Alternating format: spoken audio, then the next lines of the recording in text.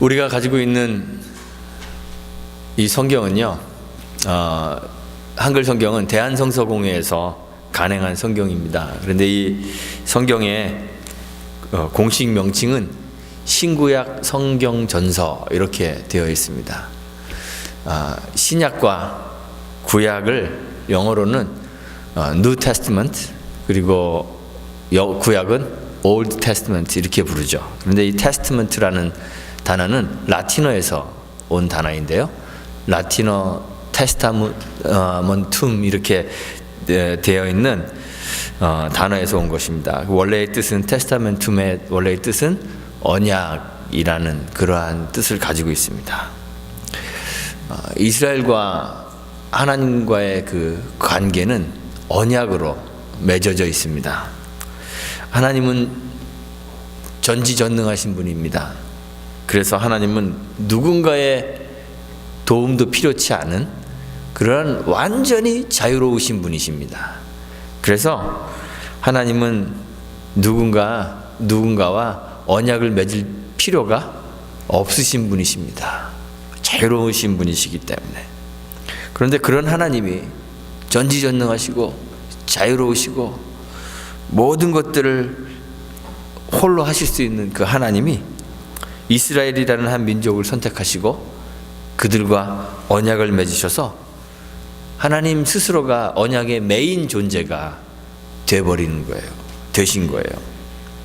하나님은 세상을 창조하셨기 때문에, 그리고 하나님 세상에 아주 작은 것 하나하나 하나님의 손길 없이 만들어진 것이 없기 때문에 하나님이 세상과 세상에 존재하는 모든 것의 주인이십니다. 그런데 거기에 더하여서 이스라엘 백성들을 구원하셔서 그들의 주인이 되셨습니다. 그래서 이중으로, 창조와 구원에 의해서 이중으로 그들의 구원이 되셨습니다. 하나님이 주인이시기 때문에 하나님은 명령하시고 또 복종을 강요하실 수 있는 분이십니다. 그런데 그럼에도 불구하고 하나님은 당신의 백성들과 인격적인 관계를 가지시기 위해서 명령하지 않으시고 언약을 체결하셨습니다. 약속을 하신 거예요. 하나님께서 아브라함을 선택하셨죠. 그를 가나안 땅으로 이주시키면서 아브라함과 언약을 맺으셨습니다. 하늘의 별들을 보이시며 창세기 15장 5절에 보니까 내 자손이 이와 같으리라, 별들처럼 많게 번창하겠다, 이렇게 약속하셨습니다. 아직 아모리 족속의 죄가 관영치 않을 때라 하나님께서 아브라함의 자손들이 이방에서 객이 될 것을 예언하십니다. 그들을 섬기고 400년 동안 그 이방의 나라가 아브라함의 자손들을 괴롭게 할 것이고, 그 후에 하나님께서 그 섬기는 나라를 징계하시고 큰 재물을 이끌고 나올 것이다, 그렇게 약속하셨습니다. 그리고 하나님과 아브라함이 약속을 맺은 지 600년가량 지났을 때 하나님께서 이스라엘을 찾아오셨습니다. 그리고 그들을 구원하셨습니다. 하나님이 600년 전에 약속하신 대로 그 섬기는 나라를 10가지 재앙으로 징치하시고 또 많은 재물을 얻어서 나올 수 있도록 그렇게 하나님께서 약속을 지키셨습니다. 홍해를 갈라서 이스라엘 백성들을 애굽에서 건져내시고 애굽의 병거와 말과 말탄 병사들을 바다에다 수장시키셔서 600년 전에 하셨던 그 약속을, 아브라함과의 언약을 하나님께서 지키셨습니다. 하나님은 구원하신 그 백성들과도 광야에서 언약을 맺으십니다. 하나님이 그들을 구원하시고 그들에게 구원을 베푸시고 기꺼이 그들의 하나님이 되시기로 작정하셨습니다. 이스라엘의 보호자와 생명을 공급하는 공급자가 되기로 약속하셨습니다. 이스라엘 백성들은 하나님을 자신들의 하나님으로 삼고 그의 백성이 되어 자발적으로 그 하나님께 순종하기로 다짐했습니다. 그래서 하나님이 그들 가운데, 그들의 진 한가운데 하나님의 자리를 만드시고 거기 거하시기 시작했습니다. 하나님의 궤가 있죠. 법궤라고 불리는 여호와의 궤가 있습니다. 십계명이 적힌 돌판과 만나가 들어간 항아리, 그리고 아론의 쌍난 그 지팡이가 들어있는 그 나무 상자인데, 그 나무 상자를 언약궤라 이렇게 불렀습니다. 하나님의 약속의 상징이 되는 그러한 상자다, 이런 뜻입니다. 그런데 이 언약궤가 언약의 상징임과 동시에 하나님의 보좌입니다. 황금으로 그 상자를 다 뒤집어 씌우고 그 상자 위를 하나님의 보좌로 정하셨습니다. 그래서 사람들이 그 자리를 시은 자다, 은혜가 베풀어지는 자리다, 이렇게 시은 자라 부르고 하나님이 그 자리에 자리하셨습니다. 이 언약궤와 함께 이스라엘 백성들은 하나님과 살고 하나님과 움직이는 거예요. 여호와의 장막 위에, 언약궤가 있는 여호와의 장막 위에 구름이 떠오르면 백성들이 함께 이동합니다. 구름이 그곳에 머무르면 거기에 장막을 펴고 거기에 머무릅니다. 하나님은 백성 가운데 거하시고 그들을 보호하시고 그들에게 생명의 공급자가 되어주셨습니다. 만나와 메추라기로 먹이시고 또 바위에서 강물이 흘러나도록 하셔서 마실 것을 공급해 주셨습니다. 이스라엘 백성들은 진중에 계신 그 하나님께 순종하기만 하면 생명을 보장받습니다.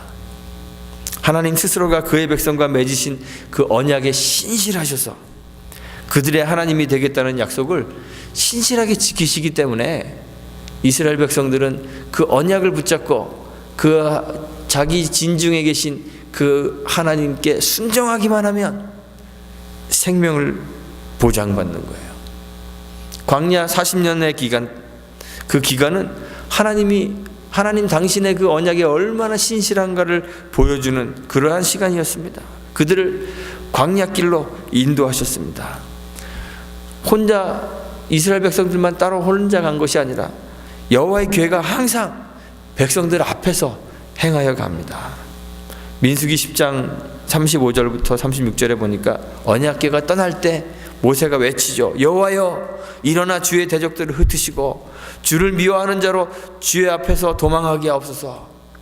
이스라엘 백성들이 앞으로 나아갈 때 그 앞서서 여호와께서 움직이셔서 대적들을 흩트러 버리시고 미워하는 자들을 도망하게 만드시고, 여호와의 궤가 쉴 때면 또 모세가 외칩니다. 여호와여, 이스라엘 천만인에게로 돌아오소서. 여호와께서 진중에 있는 이스라엘 백성들께로 돌아오셔서 그들과 함께 거하시고 그들을 보호하십니다. 요단을 건널 때 여호와의 궤를 맨 제사장들의 발이 요단강 물에 잠기자 물이 끊어집니다. 백성들이 그 요단강을 마른 땅같이 건너게 되었습니다. 여호와를 점령할 때는 성주일을 돌 때 여호와의 궤, 언약궤가 백성들 맨 앞에, 행렬 앞에 서서 행진하였습니다. 여호와의 궤는 하나님과 이스라엘 사이에 맺은 그 언약을 상징하는 것인데, 그 언약을 맺으신 대로 여호와께서 이스라엘 백성들을 보호하시고 인도하셨습니다. 이스라엘 백성들은 하나님과 언약한 대로 하나님께 순종해야 되는 것이죠. 신실하게 순종할 때 여호와께서 그 백성들 가운데 거하시고 그들을 보호하시고 그들에게 생명을 공급해 주시는 거예요. 그 언약 관계에 이스라엘 백성들이 있는 거예요. 그런데 불행하게도 이스라엘 백성들은 그 하나님과의 이 언약의 관계를 파기하고 말았습니다. 하나님은 신실하게 자기의 언약을 지키고 계신데 그만 사람들이 여호와 하나님께 순종하지 않았습니다. 언약을 깨뜨려 버렸어요. 가나안 땅에 들어간 후에 여호와의 말씀대로 사는 것이 아니라 자기의 욕심대로 살았습니다. 여호와의 말씀에 순종하여 살지 않고 자기의 욕망에 순종하여 살게 되었습니다. 그래서 성경이 사사시대를 요약할 때 각자 자기의 소견에 옳은 대로 행하였다, 이렇게 요약하고 있습니다. 각자가 하나님의 말씀에 따라서 살고 행동한 것이 아니라 자기 소견에 옳은 대로, 자기의 욕망이 요청하는 대로 살았다는 뜻입니다. 이스라엘 백성들의 그 불순종 때문에 하나님과의 언약이 파기되어 버렸습니다. 하나님은 더 이상 이스라엘을 보호하실 의무가 없으셔요. 언약이 파기되었으므로 하나님은 더 이상 이스라엘 백성들에게 생명을 공급해 주셔야 할 이유가 없어졌습니다. 그래서 백성들은 계속되는 외적의 침입으로 고통당해야 했습니다. 괴롭힘을 당해야 했습니다. 보호의 장막이 사라졌습니다. 엘리 제사장이 사사로 있을 때에도 블레셋과의 전투에서 계속 패배를 당합니다. 착취를 당합니다. 이스라엘 백성들이 하나님과의 언약을 깨뜨려 버렸기 때문에 하나님이 이스라엘을 보호할 의무가 없으셔요. 이스라엘이 파기한 그 언약에 하나님이 매여 계실 필요가 없으신 거예요. 그런데 이스라엘 백성들은 깨닫지 못했습니다. 왜 하나님의 보호가 없는지, 자신들이 스스로가 하나님과의 언약을 파기했음을 깨닫지를 못하는 거예요. 그래서 하나님이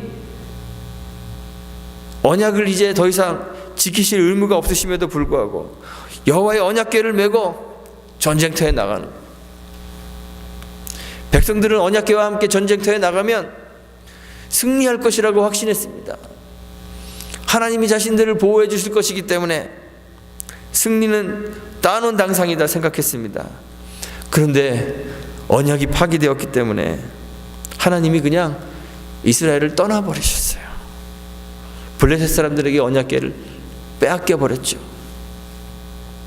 빼앗긴 것처럼 보였습니다. 블레셋 사람들이 언약궤를 탈취하여 전리품처럼 가져다가 자기들의 신 다곤의 신전 안에 가져다 놓았습니다. 그런데 사실 여호와의 언약궤를 빼앗긴 것이 아니라 여호와께서 스스로 이스라엘을 떠나신 거예요. 언약의 관계가 파기되었으므로 하나님이 이스라엘 나라에서 떠나셨어요. 다곤 신전에 가셔서 다곤 신상의 머리와 손발을 잘라내시죠. 여호와 하나님이 포로가 아님을 보여주시는 거예요. 블레셋 진영에 블레셋 사람들이 감당할 수 없는 재앙을 쏟아부으십니다. 그래서 블레셋 사람들이 여호와의 궤를 다시 이스라엘 지경으로 실어서 보낼 수밖에 없게 그렇게 되었어요. 아스돗을 거쳐서 가드와 에글론을 거쳐서 기럇 여아림으로 옮겨집니다. 그리고 거기서 여호와의 궤가 20년을 방치되었습니다. 여호와의 언약궤 없이 오랜 세월이 흘러요. 그리고 다윗의 때 다윗이 여호와의 언약궤를 다시 다윗성으로 옮겨야 되겠다, 이런 마음을 가지게 됩니다. 오늘 읽은 시편 24편이요, 다윗이 여호와의 궤를 다윗성으로 옮기는 이 사건을 역사적 배경으로 하고 있는 그러한 시라고 생각합니다. 여호와의 궤를 옮기는 그 의식이 진행되는 동안 제사장들이 여호와의 궤를 메고 기럇 여아림에서부터 오벳에돔의 집에서부터 다윗성으로 옮겨가는 동안 백성과 레위인들과 제사장들이 서로 화답하며 불렀던 찬양이 시편 24편이 아닐까, 이렇게 생각합니다. 이 시편은 크게 두 부분으로 나눠져요. 1절부터 6절은 이스라엘 백성이 하나님과 언약하고 하나님을 만나기 위해 나아가는 것. 그리고 7절부터 10절은 언약을 맺으시는 그 하나님께서 이스라엘 백성들 한가운데로 들어오시는 것을 노래합니다. 1절과 2절을 보면 우리와 언약을 맺으시는 하나님이 어떠한 분이신지를 알려줘요. 하나님은요, 언약을 맺으실 때도 우리에게 일방적으로 언약 준수를 강요하실 수 있는 분입니다. 하나님은 우리에게 우리의 의도와 상관없이, 우리의 동의 없이 하나님이 하나님의 말씀을 우리에게 강요하실 수 있는 분입니다. 그런데 하나님은 그렇게 하지 않으십니다. 하나님은 우리와 질적으로 달라서 절대적인 분이시고 온 세계의 주인이신데, 우리는 그분 앞에 정말 벌레만도 못한 존재이기 때문에 하나님은 우리와 언약을 맺으실 의무도 없고 하나님은 우리와 언약을 맺으실 이유도 없는 분이신데, 그런데 하나님께서 그런 우리들에게 동의를 구하세요. 우리가 하나님과 언약을 맺을 조건을 만드셔서 우리가 자발적으로 하나님과의 언약 관계에 들어오도록 하나님은 그렇게 만드셔요. 이스라엘과 언약을 맺으실 때도 그랬습니다. 하나님이 이스라엘과 언약을 맺으실 때 먼저 이스라엘 백성들을 애굽에서 구원하여 내시고 종되었던 곳에서 구원하여 내셨습니다. 십계명의 서문을 보면 출애굽기 20장 2절에 나는 너를 애굽 땅 종되었던 집에서 인도하여 낸 너의 하나님 여호와다, 이렇게 말씀하고 계세요. 하나님이 먼저 은혜를 베푸셔서 우리가 자발적으로 하나님과의 언약관계 안에 들어가도록 하십니다. 오늘 본문에서도 하나님이 어떤 분이신가를 확인해 줍니다. 땅과 거기 충만한 것과 세계와 그 중에 거하는 자가 다 여호와의 것이로다. 여호와께서 그 터를 바다 위에 세우시며 강들 위에 건설하셨도다. 이렇게 노래했습니다. 하나님이 우리의 소유자시라는 거예요. 하나님이 창조자이셔요. 하나님이 우리와 언약을 맺으시기 위해 그 창조자이신 하나님이, 우리의 주인이신 그 하나님이 우리 가운데로 오셨음을 알려주는 거예요. 3절부터 6절은 하나님과의 은총, 그 언약 관계 안에 들어가는 우리가 어떤 존재이어야 하는가 하는 것을 알려줍니다. 여호와의 산에 오를 자 누구며 거룩한 곳에 설 자가 누군고 질문합니다. 그런데 이 질문은 답을 몰라서 물어보는 그런 질문이 아닙니다. 노래를 하는 사람들이나 이 노래를 듣는 사람들이나 성경을 읽고 있는 우리들이나 모든 사람들이 이미 이 물음에 대한 답을 알고 있다는 그 사실을 전제로 하는 거예요. 그래서 이러한 질문을 수사적 의문문이다 그래요. 우리는 답을 다 알고 있어요. 어떤 자가 여호와의 산에 오르고 어떤 자가 거룩한 곳에 설 수 있습니까? 다 알고 있어요. 하나님과의 언약 관계에 있는 사람들은 손이 깨끗해야 되고 마음이 청결해야 되고 뜻을 허탄한 데 두지 말아야 되고 거짓 맹세를 하지 않는 자여야 합니다. 손으로 하는 모든 우리의 삶의 행위나 마음으로 생각하는 우리의 모든 의도와 생각들, 우리의 마음도 정결해야 하고 거짓이 없어야 한다는 것입니다. 죄를 자백하고 회개해야 한다는 것입니다.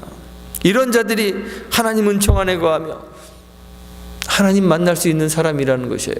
하나님과 언약의 관계 안에 들어가는 사람이라는 것이에요. 그리고 7절부터 10절은 하나님이 그 백성 가운데 들어가시는 것을 노래합니다.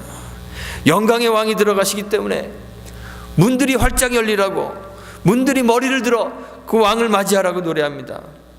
여호와 언약궤가 성문을 통과해서 다윗성으로 들어가는 것은 그냥 지도상에 있는 어떤 한 장소에 들어가는 것만을 의미하는 것이 아니에요. 하나님이 당신의 백성의 삶 한가운데로 들어가심을 보여주는 거예요. 하나님이 우리들의 삶 한가운데로 들어오고 계심을 보여주는 거예요. 이스라엘 백성은 하나님과의 언약 백성입니다. 하나님이 그들 삶 한가운데 거하시고 그들은 그들의 삶 한가운데 거하시는 그 하나님께, 여호와께 순종함으로 그 언약의 관계를 유지해야 하는 그러한 백성들입니다. 그런데 이스라엘 백성들이 하나님을 잊어버렸어요. 애굽에서 그들을 구원해내시며 나는 내 하나님이 되고 너는 내 백성이 되리라 말씀하셨던 그 하나님을 잊어버리고 만 거예요. 하나님께서 베푸신 구원, 그가 언약에 신실하셔서 약속을 기억하시고 광야에서 보호하시고 생명을 공급해 주셨던 것을 잊어버리는 거예요. 하나님이라는 존재가 있는지 없는지를 잊어버리는 것이 아니라 그가 보호하시고 그가 생명을 공급해 주시는 자라는 사실을 잊어버리는 거예요. 그 하나님이 어떠한 분이신지를 잊어버린 거예요. 그래서 죄를 범하죠. 자기 욕심이 하나님이 되어 살았습니다. 하나님과의 언약을 깨뜨리고 순종의 언약을 버렸습니다. 그래서 하나님이 떠나셔 블레셋 지경으로 가셨다가 기럇 여아림에 머무는 그 오랜 기간 동안 아무도 하나님을 기억하지 않았어요. 하나님을 찾지 않습니다. 불순종으로 언약을 깨트린 이스라엘 백성들이 하나님을 잊어버렸어요. 하나님께 묻지 않습니다. 순종의 언약이 깨어졌기 때문에 하나님의 음성을 들으려 하지 않는 거예요. 순종하지 않을 텐데 들으면 뭐 하겠어요. 그런데 다윗이 여호와를 기억했습니다. 사울의 때까지 여호와의 언약궤 앞에서 묻지 않았음을 깨달았어요. 여호와께 묻고 여호와의 말씀을 듣고 순종하는 그 언약에 매인 삶을 살지 않았음을 깨달은 거예요. 그래서 여호와께 묻고 여호와의 말씀을 듣고 순종해야 함을 자각하게 되었죠. 그래서 언약궤를 다시 삶 가운데로 가져오기로 결심했습니다. 깨어진 여호와 하나님과의 언약을 갱신하여 새롭게 하기로 결심하였습니다. 언약을 갱신해서 하나님이 다시 자신들의 삶 한가운데로 오셔서 자리하시고 그들을 보호해 주시고 생명을 공급해 주시길 바라며 자신은 순종을 다짐하는 거예요. 그래서 여호와를 삶 한가운데로 다시 모셔오며 문들을 향해 소리칩니다. 그 오늘 시편이에요. 문들아 너희 머리를 들지어다. 영원한 문들아 들릴지어다. 영광의 왕이 들어가시리로다. 영광의 왕이 누시뇨 강하고 능한 여호와 전쟁에 능한 여호와시로다. 하나님은 강하고 전쟁에 능한 여호와시기 때문에, 하나님은 영광의 왕이시기 때문에 그 하나님이 우리의 삶 한가운데 들어와 거하셔야만, 그리고 그분에게 순종해야만 그의 보호를 받고 구원의 은총을 누릴 수 있습니다. 그래서 문을 활짝 열고 문들이 그 머리를 들고 주를 맞이하는 것입니다. 하나님은 땅과 거기 충만한 것과 세계와 그 중에 거하는 모든 자의 주인이십니다. 존재하는 모든 것의 주인이시기 때문에 이스라엘뿐만 아니라 우리 모두가 하나님의 소유입니다. 우리 모두가 하나님과 이 언약의 관계 안에 있어야 합니다. 하나님이 신명기 28장 9절에서 말씀하셨죠. 내가 내 하나님 여호와의 명령을 지켜 그 길로 행하면, 순종하면 여호와께서 내게 맹세하신 대로 너를 세워 자기의 성민이 되게 하실 것이라 말씀하셨습니다. 순종을 조건으로 우리가 하나님의 백성이 되는 것입니다. 순종을 전제로 하나님의 거룩한 백성이 되게 하셨습니다. 그런데 우리는 하나님을 잊어버려요. 하나님을 지식적으로 모른다는 것이 아니라 하나님이 우리의 주인이심을, 그가 우리의 창조주시며 구원자가 되셔서 이중으로 우리의 주인 되셨음을 잊고 사는 거예요. 지식적으로, 이론적으로, 관념적으로 하나님을 모른다는 이야기가 아니라 하나님이 모든 것의 주인이시고 섭리하는 분이시라는 그 실제적인 지식이나 인식이 없는 거예요. 하나님의 네 삶 가운데 오셔서 내 삶을 실제로 인도하시는 분이시라는 사실을 잊는 거예요. 잊어버려요. 내가 할 수 있는 가장 사소한 일도 하나님이 도와주지 않으시면 할 수 없다는 사실을 잊어버리는 거예요. 내가 의식하지 못한 채 숨 쉬고 있는데 이 호흡하는 것도 하나님이 생명을 공급해 주지 않으면 호흡할 수 없다는 사실을 잊어버리는 거예요. 내 삶의 모든 부분에 주권자이시고 섭리하시는 분이라는 인식이 우리에게 없습니다. 그래서 여호와 하나님께 묻지 않아요.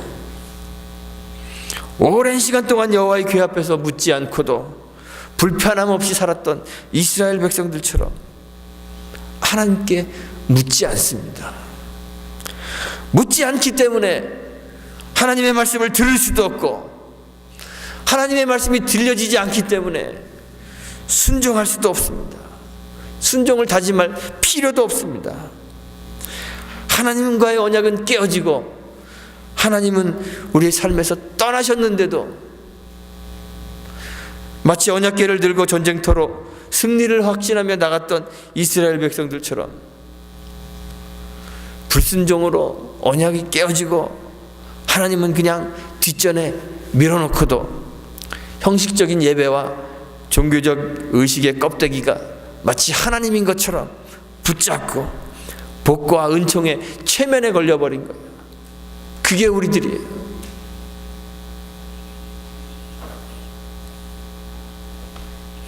다시 하나님과 다윗과 같이 하나님과의 언약을 갱신해야 합니다. 새롭게 해야 됩니다. 순종을 다짐하며 여호와를 우리 삶 한가운데로 모셔야 합니다. 우리의 주인이시고 세계의 주관자이신 그 하나님을 고백하며 언약의 백성으로 행실과 마음을 정결케 해야 됩니다. 우리 하나님을 우리 삶 중심에 모셔야 합니다. 그분을 그 하나님을 우리의 중심에 모셔놓고 그분이 우리 삶의 아주 사소한 부분에라도 그분이 간섭하시도록 인도하시도록 그분의 음성을 듣고 그분의 말씀에 순종해야 합니다. 우리의 내면을 향해 외쳐야 합니다. 문들아 너의 머리를 들지어다 외치며 왕이신 하나님이 우리 안에 들어오셔서 우리의 삶을 주관하시도록 우리의 삶을 내어드려야 합니다.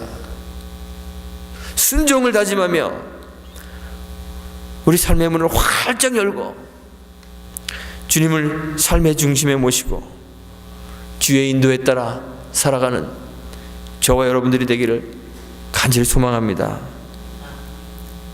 하나님이 오셔서 여러분들의 삶에 굵직굵직하고 큰 문제들 뿐만 아니라 내가 해결할 수 없는 그러한 감당할 수 없는 큰 인생의 문제들 뿐만 아니라 내가 매일매일 행하고 있는 작고 사소한 일에도 하나님의 뜻이 실현되기를 하나님의 인도하심에 따라 이루어지기를 소망하며 우리의 삶의 주도권을 주님께 내어드리기를 간절히 바랍니다. 그때 강하고 전쟁에 능하신 여호와께서 우리의 모든 삶의 환난을 잠잠케 하시고 우리를 구원하여 영원한 생명을 공급하여 주실 것입니다. 기도하겠습니다.